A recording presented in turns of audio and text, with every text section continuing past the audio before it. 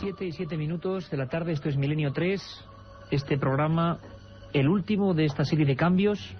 Sabéis que a partir de julio estaremos con vosotros sábados y domingos, hoy con un tema de los que a mí personalmente me impactan mucho: los enigmas y las profundidades de la mente humana. Toda esta semana Madrid, y yo creo que toda España, ha estado consternada con las informaciones sobre ese demonio humano, Pietro Arkan. Solamente la punta de un iceberg. Hoy vamos a descubrir qué motiva a estos seres, por qué matan, siendo conscientes del mal que hacen, cuál es el enigma de lo que el FBI llama asesinos organizados en serie.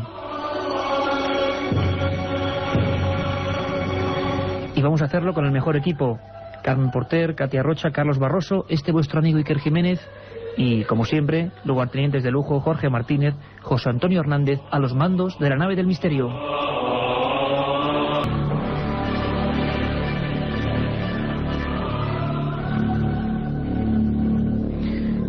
Dicen que la ciencia fue la que de un plumazo borró las creencias en la antigüedad existentes de que estos personajes, estos psicópatas, psico-killers, asesinos organizados, como queréis llamarles, eran títeres del demonio.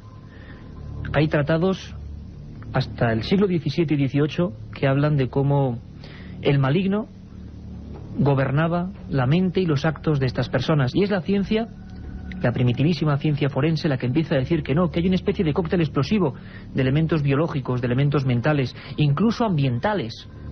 Ahora, incluso en pleno siglo XXI, se habla de la posibilidad de algún que otro virus. Algo que transforma completamente la mente, algo que hace que de dentro de nosotros salga una especie de Caín que no respeta a nada y a nadie. E incluso hay personas, algunos asesinos como Villalón en España, que pidió por favor, después de varias muertes realizadas de una forma fría y sanguinaria, que le encarcelaran de por vida, porque sabía que en el momento de salir en libertad iba a volver a actuar con su cuchillo.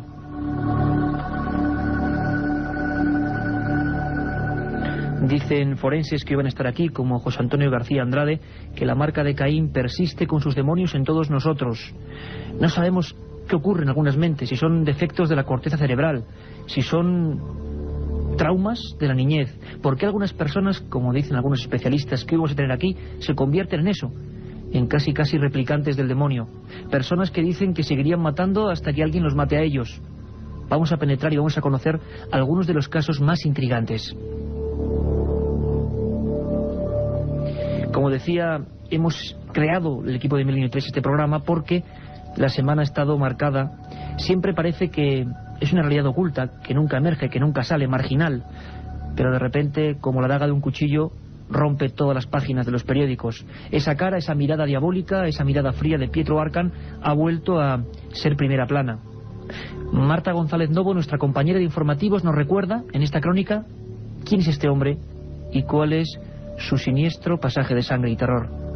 Acaban de cumplirse 2 años. La madrugada del miércoles 20 de junio de 2001, el moldavo Pietro Arkan, entonces de 23 años, 1,85 de estatura y una gélida mirada de ojos verdes, asaltó el chalet del abogado Arturo Castillo.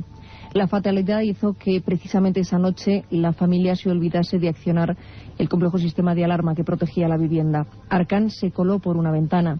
Llevaba un machete de 15 centímetros de hoja y un revólver repleto de munición. En poco más de 20 minutos, el moldavo convirtió la casa de los Castillo Sierra en una auténtica carnicería. Asesinó al abogado, a su mujer, de un balazo, le atravesó el abdomen y también agredió a las hijas de 15 y 17 años del matrimonio. Mientras el primer coche patrulla que llegó, alertado por la esposa de Arturo Castillo, no logró detectar ninguna anormalidad. Entre tanto, Arkan le dio tiempo a terminar su trabajo presa de lo que los forenses llaman furia homicida. Entró en una espiral de violencia sin límites. Determinantes esta semana han sido los informes de las psicólogas. Aseguran que Pietro Arkan responde al patrón de personalidad psicótica, algo que para una de las psicólogas de este caso, Blanca Vázquez, no significa que Arkan sufra trastornos de conducta. La persona tiene sus capacidades mentales completamente conservadas, sabe perfectamente lo que hace, puede evitar hacerlo, de ahí que pueda planificar los crímenes. Aunque saben lo que hace, dicen los expertos que se trata de un problema afectivo. No siente lo que hace y esa es potencia o su superioridad, que puede hacer lo que hace sin el sentimiento de culpa, remordimiento, etcétera, que tendría una persona que no tuviera ese trastorno de personalidad. De ahí la gran peligrosidad del psicópata. El psicópata, esa palabra que tanto asusta y que tanto desconocemos. Se dice, o las frías estadísticas indican, que hay 820.000 españoles, con esos que nos cruzamos por la calle, con los que convivimos, quizá nosotros mismos sin saberlo, que padecen algún grado de psicopatía. Por supuesto que no todos los psicópatas son asesinos, ni al revés. Sin embargo, sí se están trazando alguna serie de paralelismos. Se habla de un fenómeno global, un fenómeno que, bueno, afecta igual a sociedades desfavorecidas como a sociedades opulentas. Incluso se pensaba que era un fenómeno típico del capitalismo, hasta que en la antigua Unión Soviética, con la perestroika, empezaron a surgir historias terribles, historias de caníbales, de asesinos de niños, historias que no pudieron ser ocultadas por más tiempo. Hoy vamos a intentar charlar, aprender, debatir, uniendo la investigación policial, el periodismo de sucesos y la ciencia forense.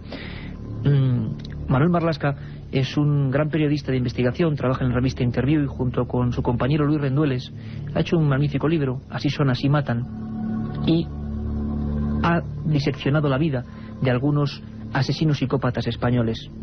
Tuvieron también la fortuna de seguir investigando sobre Pietro Arcan y encontraron una clave que poca gente conocía, algo que identifica este tipo de demonios humanos.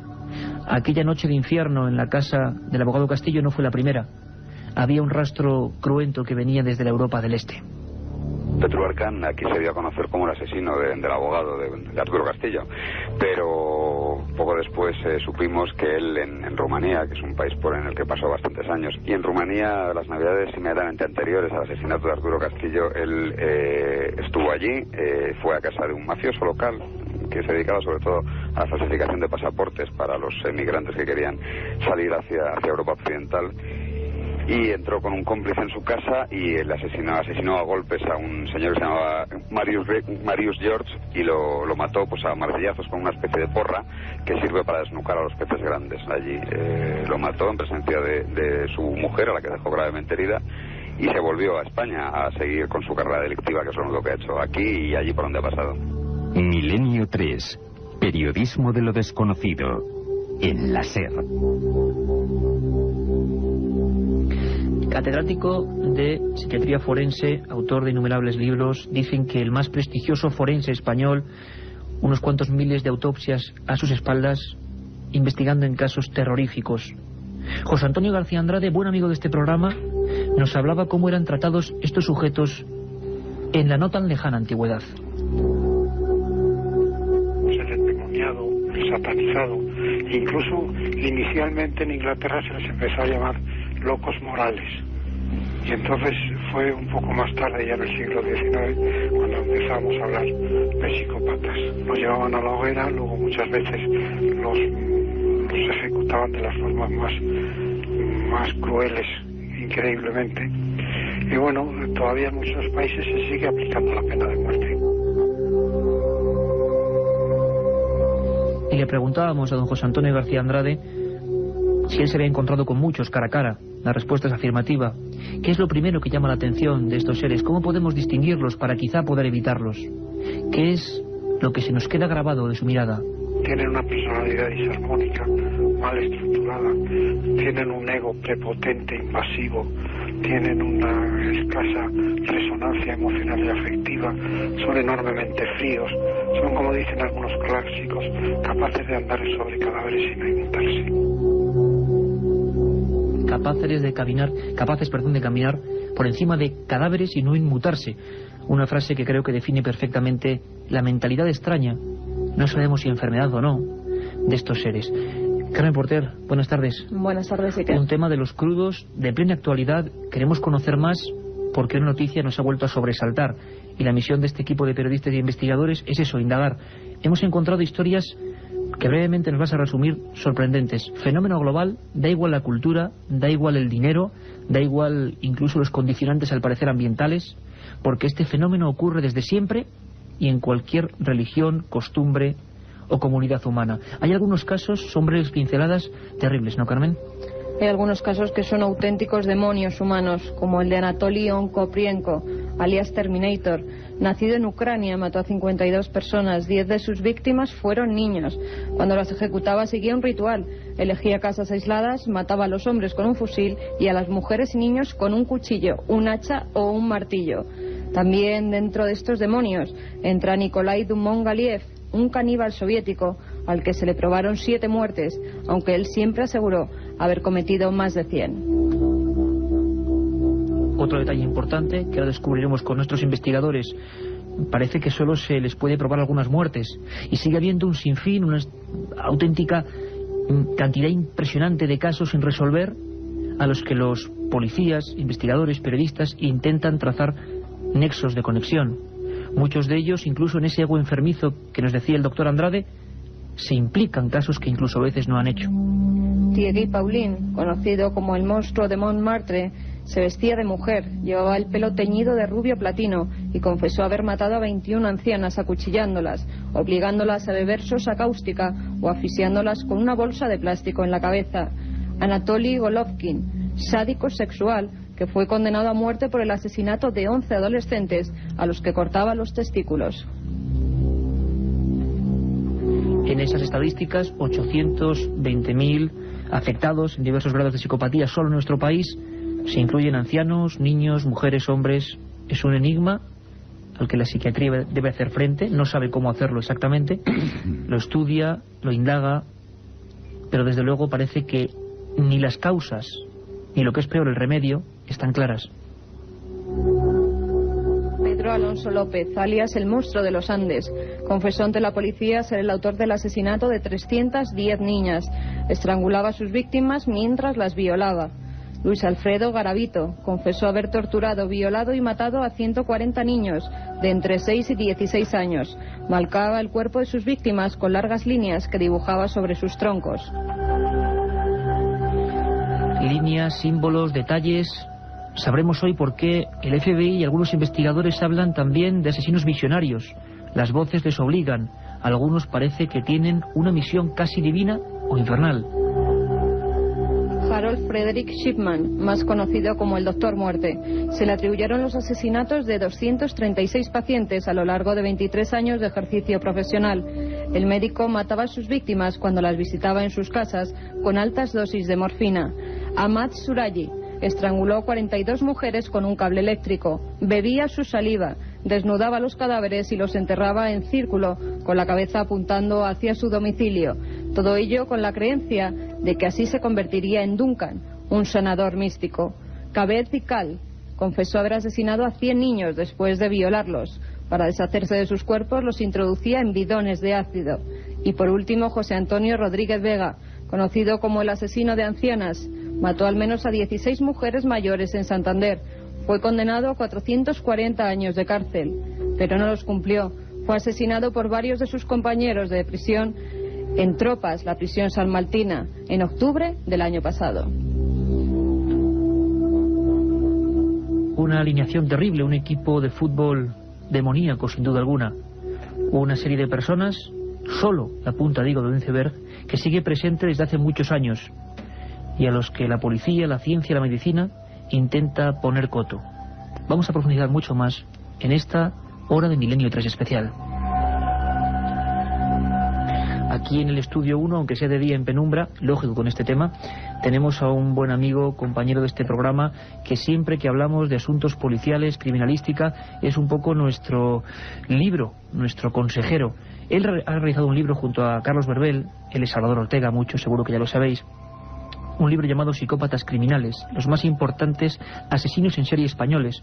Es un libro excepcional, donde se pueden extraer muchas conclusiones y mucha sabiduría. Parece que el conocimiento es la única forma de enfrentarnos o de evitar algún tipo de personajes. Lo ha editado La Esfera de los libros, Psicópatas Criminales. Salvador Ortega, uno de los pioneros de la Policía Científica Española, diplomado en Ciencias Forenses por la Universidad de Sevilla. Don Salvador, buenas tardes. Buenas tardes. ¿Se le pone a uno la carne de gallina a pesar de tantos años persiguiendo y atrapando este tipo de personas, ¿no? Oír esta lista, por ejemplo. Sí, ahí falta quizás el más importante español, que es mi propio estigma, ¿no? Que es Manuel Delgado Villegas, el arropiero, que nos confesó 48 crímenes y se le pudieron probar 8 y 2 en tentativa. Y que tú pudiste atrapar, porque si no, vamos a hablar luego del arropiero, pero es solo un detalle para comprender esta problemática, este misterio, este enigma. En el fondo es la mente humana. Nadie sabe a día de hoy, y uno se queda frío comprobándolo en los documentos y en los libros, porque alguna gente se transforma en otro yo y empieza a matar. Manuel Delgado Villegas, el arropiero, que ya murió en libertad, vagabundo, ¿habría seguido matando si tú no llegas a atraparlo, Salvador? Posiblemente. El Manuel Delgado Villegas fue una problemática incluso en su propio estudio, porque fue la primera vez que se descubre en España un problema cromosomático, que era precisamente el aparecimiento de una doble Y en el cromosoma del sexo. Se le tipificó del supermacho, cuando en realidad luego después las siguientes investigaciones nos han demostrado que no tenía nada que ver con eso. Yo creo que eso apartó un poco la investigación científica que se hacía sobre él, y hubo varias clasificaciones. En principio lo declararon como psicótico, parece ser que había varios signos, incluso se le llegó a decir que era un subnormal tan rayano y muy cercano a la oligofrenia. Y nosotros, en nuestro contacto con él durante 3 años, que tuvimos que convivir cara a cara y muy unidos, lo que sí pudimos demostrar... 3 años de investigación junto a él, que se dice pronto, ¿no? 3 años de investigación duró el tema, y porque se cortó, porque en aquel momento la administración pues funcionaba de distinta forma, y indudablemente quedaron algunos temas pendientes en Francia de solucionar, o al menos de poder seguir investigando, que no pudimos llegar a terminar. Ahora vamos a hablar del arropiero, después de ir al principio quizá en España de ese tipo de casos, pero Salvador, una cosa muy brevemente. Si viéramos al arropiero en una calle, en una plaza, en un campo, sería una persona normal. No podríamos distinguirla, no habría nada que nos alertase, ¿no? Yo puedo decirte, la primera impresión que causaba era de risa, porque el hombre tenía un bigotito así muy parecido al de Cantinflas, y era disléxico, tenía falta de formación absoluta, y por lo tanto el primer contacto que mantenías con él era alguien que tartamudeaba al empezar a hablar y que confundía ciertas palabras, ¿no? Entonces, pues ese aspecto físico que tenía, aunque era un tipo atlético, no muy alto, pero bastante fuerte, y la forma de hablar que tenía, vendía arropías por la calle porque su padre le dejó este tipo de medio de buscarse la vida, y hubiera sido de risa. Nadie, o sea, se hubieran reído de él si inician una conversación con él. Una risa de muerte. Dicen los especialistas, como Salvador Ortega, que hubo un hombre que fue el primero, quizás, que fue nominado, vamos a llamarlo así, el triste honor de asesino psicópata en España. Seguro que muchos jóvenes, quizá gran parte de la audiencia de Milenio 3 no lo conozca. La historia es apasionante y terrible al mismo tiempo. Era una época muy concreta, una época de bastante grisura general. Los periódicos apenas informaban de esto, hasta que toda la prensa se hizo eco de, en pleno corazón de Madrid, junto al Retiro, un cuádruple crimen lleno de maldad. Y además, el protagonista, un hombre, vamos a llamarlo así, que no era ningún marginal, era alguien de la alta sociedad. Es la historia de Jarabo, escuchad muy atentamente. Nombre: José María Manuel Pablo de la Cruz Jarabo Pérez Morris, alias Jarabo. Lugar de actuación: Madrid. Nacido en 1923. Profesión: sin oficio, señorito rico y vividor. Estado civil: divorciado. Estatus: fallecido. Número de víctimas: 4 personas, 2 hombres y 2 mujeres, una de ellas embarazada. Periodo de actuación: 19 de julio de 1958. Modus operandi: mataba de un tiro en la nuca.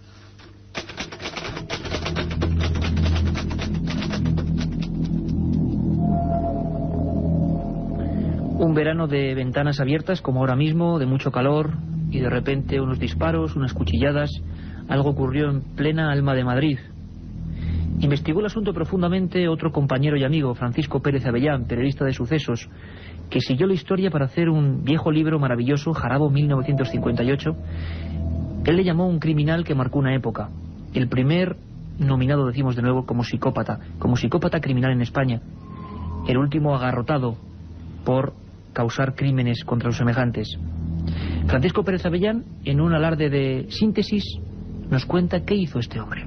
José María Manuel Pablo de la Cruz Jarabo Pérez Morris es el primer psicópata oficialmente reconocido en la historia criminal española. Es el último ejecutado en el Garrote Vil por la jurisdicción ordinaria en España. Todo el mundo se conmovió, todos los periódicos le dedicaron grandes espacios, no se hablaba de otra cosa, aunque suene atópico. Había enormes colas para entrar en la Audiencia Provincial de Madrid y poder contemplar el juicio a Jarabo. Jarabo era una persona que enamoraba a todas las mujeres. Se dice, la leyenda lo dice, que estaba excepcionalmente dotado, que tenía una virilidad fuera de lo común, de tal forma que todas las mujeres caían rendidas a sus pies. Jarabo era una persona que se dedicaba sobre todo a disfrutar, a vivir la vida. Entraba en un hotel, por ejemplo el Hotel Emperador, invitaba a todo el mundo que estaba en la barra, en la cafetería, o subía a la piscina y hacía traer refrescos para todos. Gastaba sin cuento hasta que se quedaba sin dinero, y entonces su problema era volver otra vez a reunir el suficiente dinero para seguir disfrutando la noche de Madrid sin límite de ninguna clase. Por esto mató a 4 personas, una de ellas estaba embarazada, y esto quizá fue lo que le llevó sin ninguna duda a la condena de muerte. 4 condenas de muerte, y fue finalmente ejecutado en 1959. La otra realidad. Milenio 3 en la cadena SER. 1937. 200 personas mueren trágicamente en el santuario de la Virgen de la Cabeza. 1971 aparece el fenómeno de las caras de Belmez. 2003. ¿Qué relación existe entre estos dos episodios? Descúbrelo en Tumba sin nombre. Un apasionante libro de Iker Jiménez y Luis Mariano Fernández. Una tragedia, un misterio, una investigación. Editado por Editorial Edad. Un viaje en busca del misterio. Milenio 3 en la SER.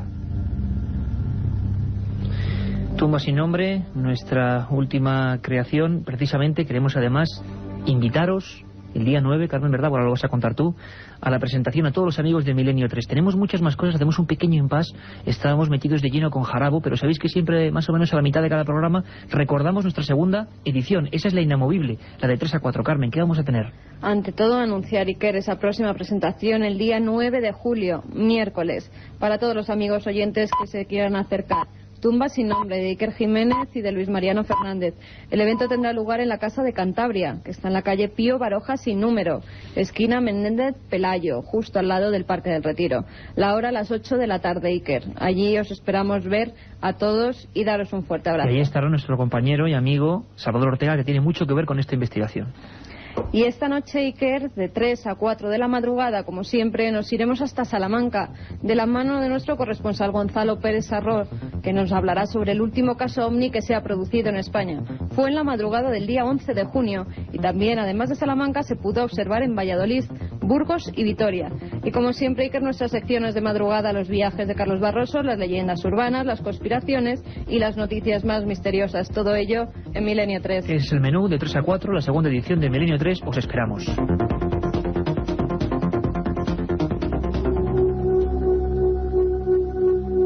Estábamos con Jarabo, ese nombre tan largo que comentaba Paco Pérez Avellán, nuestro amigo, una persona de élite, o al parecer por lo menos que manejaba mucho dinero, y que de repente se vuelve loco, ocurre algo, realiza un acto que, cómo nos sorprende, ¿no? Como ha ocurrido con Pietro Arcan. Las personas normales, entre comillas, nos preguntamos cómo el ser humano es capaz de algunas cosas, cómo surge ese demonio que parece que algunos, o quizá todos, no lo sabemos, llevamos ahí oculto en lo más profundo de nuestra mente. Salvador Ortega, además, viene prácticamente hace unos días de una reunión importantísima, una especie de jornadas de investigación y de trabajo del Centro de Investigación de Lucha contra la Violencia, realizadas en Valencia. Digámoslo así, para que nos entienda todo el mundo, Salvador, los máximos expertos a nivel europeo de estas historias os habéis juntado para intentar avanzar en el conocimiento de personajes como Jarabo. Sí, ¿A qué conclusiones ha llegado? Ha sido una exposición durante 3 días de todo lo que representa los avances y clasificaciones y técnicas más modernas, e incluso programas que se han modificado, que se han complementado, programas informáticos para poder investigar todo el tema de los asesinos en serie o asesinos múltiples, porque yo oyo mucho de esta traducción que a veces no es suficientemente acertada. Yo utilizo más el de asesino múltiple que más que asesino en serie, porque a pesar de que las clasificaciones empezaron por declararlos organizados y no organizados, luego después nos fuimos apartando hacia psicópatas y psicóticos según había una enfermedad, se añade, y luego después también aquello que no es organizado ni desorganizado podía ser mixto. En definitiva, la práctica un mundo nos enseña, laberíntico, ¿no, Salvador? Sí, es bastante complicado. Es algo que se deriva de la cultura anglosajona, esa yo diría manía entre comillas, ¿no? Porque naturalmente las respuestas y conclusiones de todos los estudios terminan en clasificaciones y en algo que nos pueda servir mucho más a la mano y para la práctica.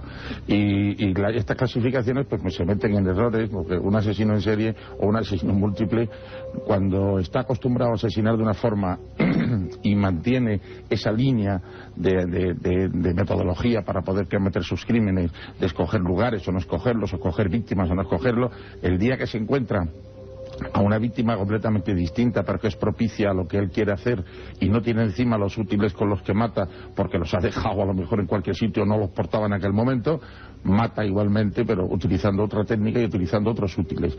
Por lo tanto, de esto hay que siempre someterlo entre comillas y ir detallándose paso a paso, porque nos podía apartar de la línea esa de decir que el asesino es en serie, más concreto es asesinos múltiples. Asesinos múltiples. Salvador Ortega Mayén, tú que te las has visto con algunos de ellos a lo largo de muchos años en tu experiencia de investigación policial, yo he escuchado y te he leído en este libro, en Psicópatas Criminales incluso, que en ese tipo de reuniones se toman medidas, se intenta especular. Hay una que me ha sorprendido mucho y que seguro que a la gente de Milenio 3 le va a dejar alucinado.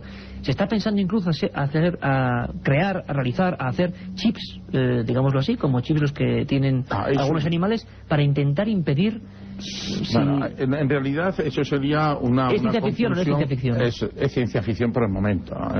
En realidad lo que se conoce de todo este tema en cuanto a la causa que puede producir esta anomalía de conducta, porque en definitiva se ha abandonado ya desde hace mucho tiempo la terminología de psicópatas, ¿no? Se volvió incluso un poco a personas con unas deficiencias de conducta o con un tratamiento conductual completamente anómalo, ¿no? Y yo creo que es mucho más acertado que psicopatías, porque la psicopatía nos induce a pensar en el loco, y no estas personas no son locos en absoluto. Esa es la diferencia entre psicópata y psicótico. El psicótico sí es un enfermo mental, mientras que el psicópata no lo es, ¿no? Pero se llega incluso a desvirtuar la propia acción, y cuando no conocemos nada, pues no sabemos cómo puede reaccionar. O sea, del funcionamiento del cerebro no se conoce nada en absoluto. Las últimas investigaciones mucho más directas que se han hecho estaban pues que hay anomalías que se han encontrado en asesinos en cuanto al lóbulo frontal. Parece ser que ahí existe unos cortocircuitos, para que lo pueda entender la gente, dentro de la ramificación de señalización del cerebro, y que estos cortocircuitos pueden naturalmente inducir a que se llegue a descubrir una mayor violencia y se llegue a practicar una mayor violencia en el individuo. Pero por ejemplo, Salvador, una cosa importante, cuando uno viaja en la historia y se encuentra este Jarabo, se imagina un hombre, tenemos su fotografía aquí delante en tu propio libro, un hombre con bigote, un hombre atildado, bien vestido, y nos lo imaginamos yendo por la calle López de Rueda junto al Retiro, entrando en una casa, llamando con la uña, abriendo las puertas con los codos, es decir, sabiendo perfectamente lo que hace. Y qué trágico, porque va aniquilando a la sirvienta primero de una cuchillada. El hombre de la casa llega después, era un prestamista que al parecer tenía una especie de deudas con él. Imagínate lo que es entrar en casa, el hombre ve que no está la criada, abre con sus llaves y Jarabo le espera en el baño, donde le pega un tiro. Jarabo después espera a la señora de la casa, y la señora de la casa se encuentra un hombre bien vestido, que se limpia disimuladamente la sangre de la manga y que dice ser inspector de Hacienda. No la cree, se va hacia el cuarto, Jarabo la persigue y le pega otro tiro. Pero lo más asombroso, Salvador, es que ese hombre que actúa con esa frialdad, que luego dejará pruebas para engañar a la policía, incluso pasa la noche con esos cadáveres ahí solo. Sí, a la espera del marido que tenía que volver. Detrás de la historia de Jarabo lo que no es implícito para poder pensar que podía tratarse de algún crimen pasional, etcétera, etcétera. No, es que hay una historia de amor. Hay una historia de amor. Jarabo comete esto porque la deuda que mantenía ese prestamista con Jarabo era que él le había dejado unas joyas en prenda, para que, a cambio de dinero, claro está, para poder seguir viviendo, como bien dice y explica nuestro amigo Pérez Avellán, que para seguir continuando en la vida de Madrid. Esta mujer le reclama sus joyas porque era una mujer casada, pero no se las reclama para que se las devuelva, sino porque tenía un problema de justificación con su propio marido de dónde estaban esas joyas. Entonces Jarabo se reviste de esa caballerosidad que tienen algunas de estas personas que están acostumbrados a estar con mujeres, y con un malentendido o un honor malentendido va a buscar esas joyas. Entonces, a toda costa. A toda costa. Parece ser que lo engañan y le dan largas varias veces. El prestamista que fue a buscar y su socio que también mató o estuvo a punto de matar. Luego después el Jarabo, para buscar estas joyas, va a esperar a este individuo a su domicilio. Se encuentra con la criada y a la criada la mata. Al poco tiempo de la señora, y la señora la mata también. Ahí fue donde precisamente el tema se exacerbó y se salió de madre, pues podemos decir, porque esta mujer estaba embarazada. Y claro, aquello fue un clamor público en aquel momento. Pero efectivamente, llevas toda la razón del mundo. Te voy a decir que mientras mantuvo y estuvo esperando con los cadáveres dentro, que pudo modificar incluso toda la escena del crimen, esto que es muy propio de un psicópata organizado, de un asesino múltiple organizado, y esperando que llegara el marido, se puso a beber copas de anís porque no tenía otra bebida. Eso es. La frialdad de los criminales. Además, cuando ve que no llega, sale de la casa, cierra la casa, había cogido la llave, y se va a buscarlo a la oficina de préstamos que tenían estos dos. Y allí lo espera. Hasta matarlo. Eso Jarabo, una historia terrible. Parece que cualquier ser humano, aunque tuviera un problema con los prestamistas, aunque fuera muy mujeriego, al final cuando, decidiría hacer otra cosa, se iría a su casa, protestaría. Pero si uno es un psicópata criminal, le sale ese otro yo, el chip se rompe, el chip interno, esas ramificaciones que no conocemos, ese mundo absolutamente oscuro en partes que es el cerebro, y de repente surge ese monstruo. Es lo que pasó a Jarabo, y acabó su vida delante del garrote vil, delante del cadalso, siendo el último ajusticiado por crímenes en España. Lo más asombroso, Salvador, es que Jarabo fue solamente uno. Hay personajes dignos de una película de terror. Le preguntábamos al forense, don José Antonio García Andrade, él personalmente, cuál había sido, el personaje que más le había impactado, más le había dejado frío, a pesar de su escepticismo lógico y la barrera que pone como estudioso de estos temas. Hay personas que te llegan muy adentro. Y nos confesaba lo siguiente el doctor Andrade. El caso que más me impactó fue el asesino de Ancianas de Santander. No porque me amenazase, el que me amenazó de muerte, no por eso, sino por la falta de arrepentimiento. Él mató, que se sepa, a 16 ancianas, posiblemente debió de matar alguna más. Él estudió en un psiquiátrico penitenciario, y la verdad es que el personaje era un personaje de una crueldad, de una desafectividad extraordinaria, que incluso no es que llegase a amenazarme a mí, pero llegó a amenazar de muerte incluso a su madre. Llegó desorganizados como el arropiero, que es otro ejemplar verdaderamente terrible y patético de nuestra historia criminal, de nuestra criminología, que era conocido también como el asesino, el estrangulador del puerto. Milenio 3, con Iker Jiménez, en la cadena SER. 8 menos 20 de la tarde, sabéis que este es nuestro especial antes del nuevo horario de verano, sábados y domingos a las 10, y por supuesto siempre los domingos de 3 a 4. Sabéis también que hay una vía de conexión con nosotros, con este equipo de periodistas, de investigadores, que intenta simplemente, adentrarse por mundos que habitualmente pasan desapercibidos y que creemos que son tremendamente interesantes. Milenio 3 con número @cadenaser.com. Milenio 3 con número @cadenaser.com. Esta noche, por supuesto, daremos cuenta de vuestras críticas, alabanzas, consultas, indagaciones, lo que queráis. Mencionaba el doctor Andrade al arropiero, imagen triste de la España negra. Lo llamaba asesino desorganizado, una persona que tiene el triste honor de ser, parece ser, el que más víctimas ha causado. Todo empezó con un puñado de crímenes que parece que no tenían ningún tipo de nexo en común, una dificultad extrema para la policía, cómo unirlos, cómo saber que era solo una persona. Una investigación apasionante que vamos a recordar brevemente con Salvador Ortega, porque él fue el protagonista de esa historia. Una auténtica película de policías y asesinos, de persecuciones, de intentar jugar con sus propias armas, intentar hacer trucos psicológicos. Hacer confesar a una de estas personas no debe ser nada fácil. Antes de recordar qué ocurrió, hablamos de final de los 60, principios de los 70 en este país. Vamos a conocer en este breve informe de Carlos Barroso quién fue este arropiero. Nombre: Manuel Delgado Villegas. Alias: El Arropiero. Lugar de actuación: España, Francia e Italia. Nacido en 1943. Profesión: sin oficio conocido, y en sus últimos días en libertad. Vendedor de dulces de arrope. Estado civil: soltero. Estatus: fallecido. Número de víctimas: 48 asesinatos confesados, 7 probados y 2 en grado de frustración. Periodo de actuación desde 1964 hasta 1971. Modus operandi: estrangulación, sofocación y golpes mortales. El arropiero, Manuel Delgado Villegas. Este hombre, decíamos antes, que hubiera seguido matando. Tenía un golpe especial que aprendió en la Legión, ¿no, Salvador? El golpe de la muerte. Sí, ese golpe, efectivamente, él huyendo de uno de los crímenes que había cometido. Esto lo supimos después. Cuando digo después fue al cabo de 2 años. Este hombre se alista a la Legión.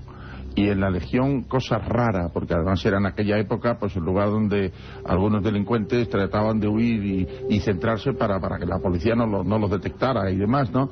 Pues de la Legión, Manuel Delgado Villegas fue expulsado por peligroso. O sea, para que veas qué clase de tipo era. Y allí, naturalmente, una de las cosas que en los 7 meses que estuvo aprendió fue un poco de artes marciales.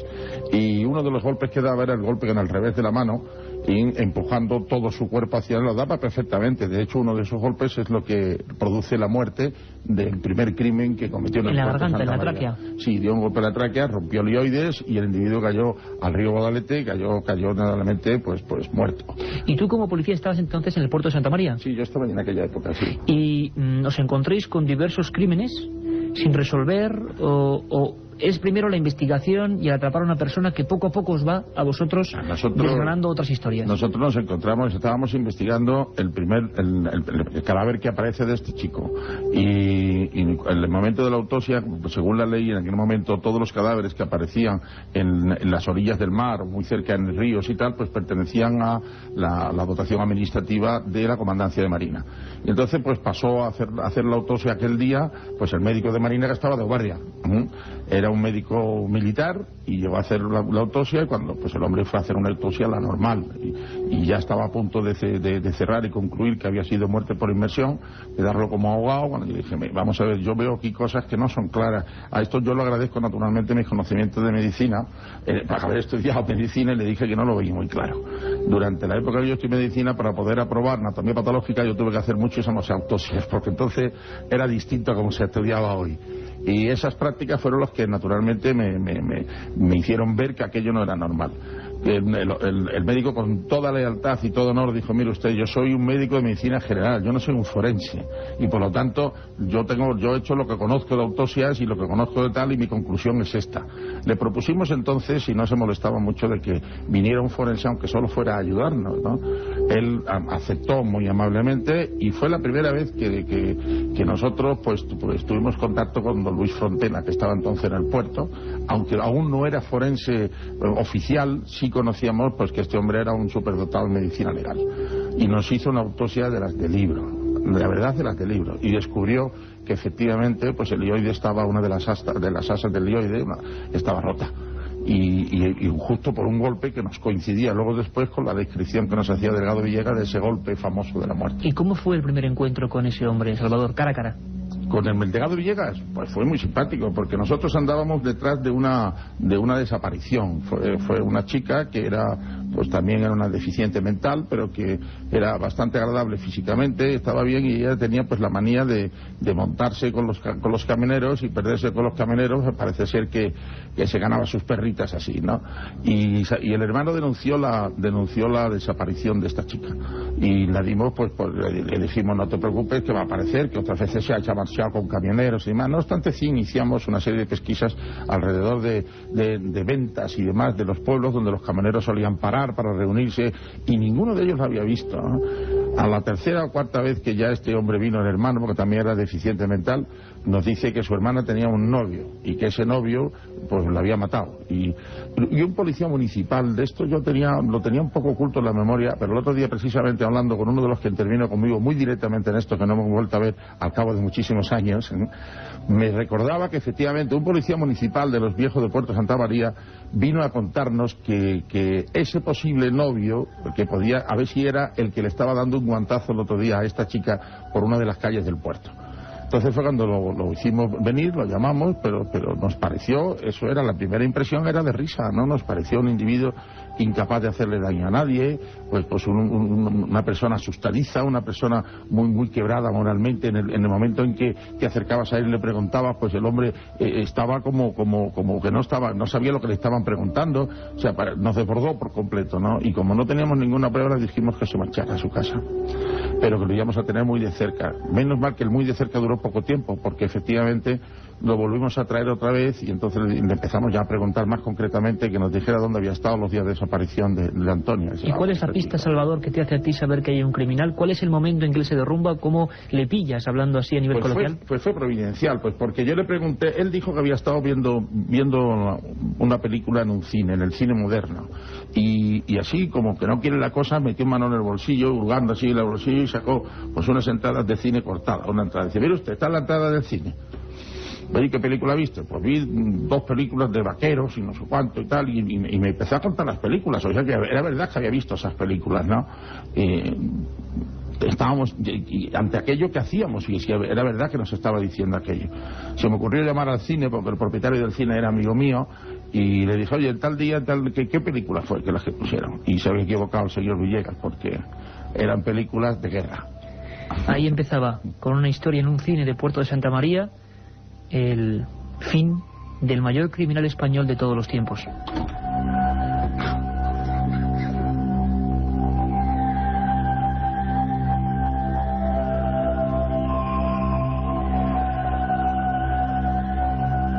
Manuel Delgado Villegas, que acababa así su vida, incluso confesando una serie de crímenes, un racimo de historias increíbles que tú vas recreando paso a paso, te lleva a lugares de crímenes y parece que incluso él se engalana o que él presume de matar a tanta gente. Sí, por primera vez en mi vida profesional era la primera vez que se descubría el autor de un crimen sin tener el cuerpo del delito. Eso. Después precisamente me ha ocurrido otra vez en otro caso, pero aquella vez era la primera vez. O sea, estábamos haciendo los descubrimientos y las investigaciones al contrario de como se suele hacer. Primero tenemos un cuerpo y después tenemos al autor. Aquí teníamos al autor, y el autor nos llevó al sitio donde estaba esa chica muerta. La encontramos totalmente desnuda y alrededor de su cuello pues un panty. Era evidente, daba signos de estrangulamiento, había livideces y marcas que naturalmente nos indicaban que había habido un estrangulamiento, y ya nos lo contó. Pero lo peor que nos cuenta luego después es que él durante un cierto tiempo, porque el cadáver no estaba descompuesto, fue una época donde hizo frío, estaba en un suelo húmedo, era una especie de bosquecillo, no muy lejos de la población, ¿no? y completamente apartado, eso sí, del paso de la gente, ¿no? Y nos contó que había estado 2 noches, que había ido a ver a su exnovia o a su novia, y que había tenido relaciones sexuales con ella. Y a partir de ahí, un sinfín de nuevos casos. Sí, el siguiente que nos cuenta, nosotros empezamos a indagar y a meter el dedo a ver si podíamos, y entonces nos cuenta que un chico que había sido afeminado, que le había dicho que quería mantener relaciones con él, etcétera, etcétera. O sea, una conquista normal de este chico, que lo único que sabíamos de él es que era introvertido, no teníamos conciencia de que fuese homosexual ni nada. Posiblemente, además, no es posible que ni siquiera hubiera habido un ofrecimiento o una petición y solicitud de mantener relaciones sexuales, sino que lo que en realidad a lo mejor se encontró fue ese chico solo, pensando, porque era un meditabundo, era un chico que solía andar solo, pocos amigos, muy introvertido, y se lo encontró pues a lo mejor mirando las estrellas, y pues se acercó y le dio un golpe con la mano y lo tiró desde el pretil del puente hacia abajo. Incluso hay veces que hay que pensar, Salvador, de la fatalidad, el destino, no sé si decirlo, pero la fatalidad, porque hay casos que tú recoges en esta ruta hacia la muerte, que fue ir viendo los diversos crímenes del arropiero, en que incluso, por ejemplo, una chica extranjera tiene una discusión con su novio o con un conocido, el novio se marcha, deja la puerta no cerrada del todo, Y menuda sorpresa, porque Villegas entra por esa puerta y mata a esa mujer, ¿no? Sí, aquello fue en Ibiza, y además fue rocambolesco, porque la persona es un chico que liga en una discoteca así, y convence a la chica, una francesita, Madeleine Dudouis, que recuerdo que se llamaban, de unos 22 años, además un encanto de mujer, según nos explicó incluso después su propia familia, y la convence para ir a llevarse a fumarse unos porros a una casa de un amigo que él tenía en las afueras de Ibiza. Entra, él tenía sus llaves, pero para darle un aspecto un poco más fantasmagórico o don juanesco, lo que hace es subirse y por una claraboya se descuelga, abre la puerta y entran dentro, se fuman sus canutos, supongo yo, porque no se le hicieron análisis. Pues en aquella época había pocas posibilidades de hacer esas cosas. Y discuten y él sale, ¿no? No discuten, no, solamente que él intenta acostarse con ella y ella dice que está cansada y que no quiere, y entonces la deja allí, desnuda y tal, y se marcha. Cuando se da cuenta, en ese momento, el arropiero que estaba por allí, se asoma a la ventana y lo que ve, pues ve una mujer desnuda, preciosa, puesta en una cama con un aspecto físico fenomenal, y entonces se mete dentro. La puerta no estaba totalmente cerrada y se mete dentro. Se monta encima de ella y la sofoca con la almohada. Luego después intenta incluso cambiar la escena del crimen, da unas cuchilladas muy superficiales, lava el cuerpo de la sangre, hace un montón de cosas que le llevan allí pues unos 3/4 de horas o una hora. Y mientras tanto el individuo americano recuerda que ha dejado en esa casa su cartera, que se le ha caído del pantalón y que no la tenía encima. Vuelve a recuperar su cartera con su documento de identidad dentro, etcétera, etcétera, y cuando llega, ya Manuel Delgado Villegas se había marchado y se encuentra a la chica muerta, con todo aquello natural, pero como había habido movimientos, algún que otro ruido y tal, pues entonces uno de los vecinos se acerca, él escucha los pasos de los vecinos y se esconde dentro de un armario. Cuando los vecinos ven aquello, ven la calle muerta y ven tal, uno de ellos sospecha que el armario está medio abierto, empuja el armario y ve al americano metido dentro. Tira del americano hacia afuera y naturalmente lo iban a condenar, y llegó hasta la audiencia. Y en la audiencia se fue absuelto por falta de pruebas. Gracias a Dios. La increíble historia del mayor criminal en serie español, el arropiero, que fue atrapado por nuestro amigo y compañero Salvador Ortega Mayén. Muchos estaréis preguntando, yo entre ellos, ¿qué se puede hacer con esta gente si no sabemos realmente cuál es el factor, el disparadero que les obliga a matar? Escuchad atentamente. Pueden estar en cualquier lugar. Pueden cruzarse con usted en cualquier calle. Su aspecto no tiene por qué ser diferente. Su mirada tampoco. No hay forma de distinguirlos.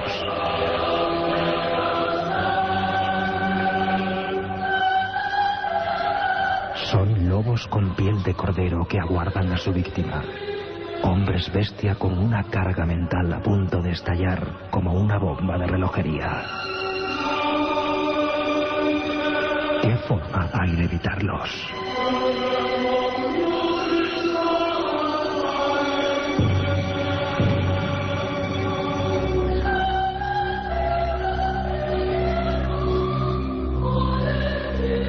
¿Qué forma hay de evitarlos? Lo preguntábamos al compañero periodista de investigación de la revista Interview, Manuel Marlasca. Él nos comentaba que el gran problema es que no se sabe, ni tampoco se sabe qué hacer con ellos. Muy poco se sabe sobre por qué hay personas así. Estas personas siempre han sido lo que hemos conocido todos como personas malas, básicamente malas, que tenían la maldad, que desde chicos torturan animales, que desde chicos abusan de sus compañeros, ¿no? Entonces hay estudios en Estados Unidos, por ejemplo, el profesor Pincus está haciendo un estudio de eso, que es estudiar sus cerebros con unas técnicas muy modernas que se llaman las técnicas de neuroimágenes, que es tratar de ver en el cerebro si tienen en alguno de los lóbulos del cerebro hay algún tipo de malformación o de defecto que pues anule esta capacidad de empatizar con el resto de la humanidad, ¿no? Pero desde luego sigue siendo un gran enigma y sigue siendo la gran deuda pendiente que tiene la psiquiatría moderna, ¿no? El qué hacer, sobre todo con los psicópatas, porque un psicópata puede estar en prisión 20, 30, 40 años y no va a dejar de ser un psicópata. Salvador Ortega Mayén, ¿qué se puede hacer con esta gente? Nada.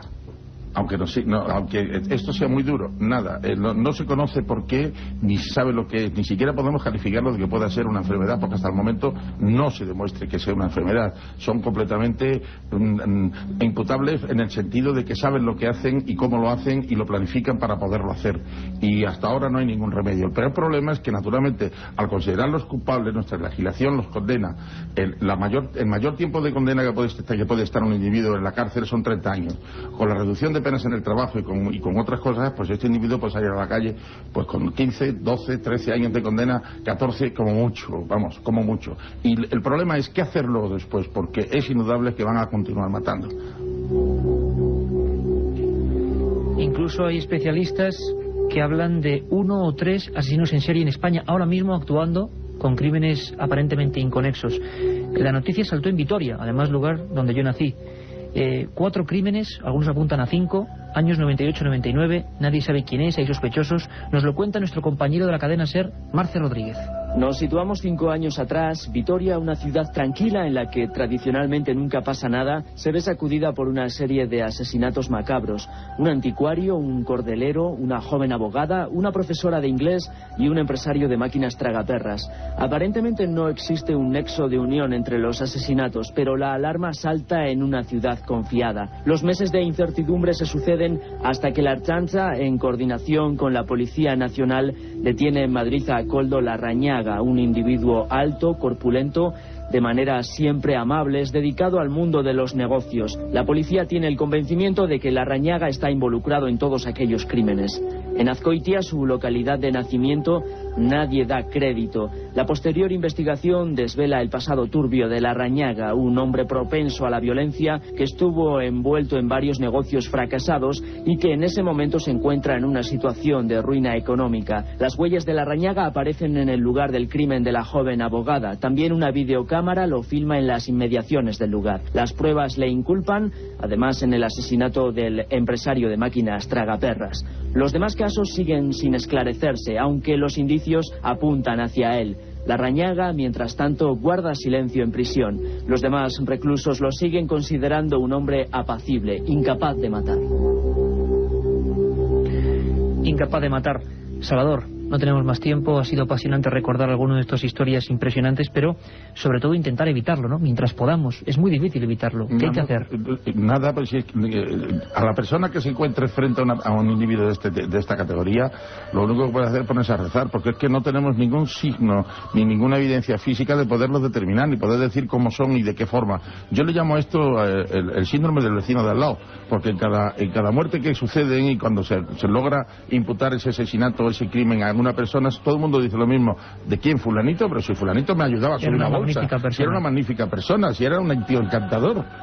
Eso es el misterio, parte del misterio. De todas formas, intentar hacer cosas lógicas, no andar por caminos solitarios, dicen los policías. Bueno, el misterio está ahí, el misterio de la mente humana, el misterio de estos demonios que parece ser siguen ahí presentes.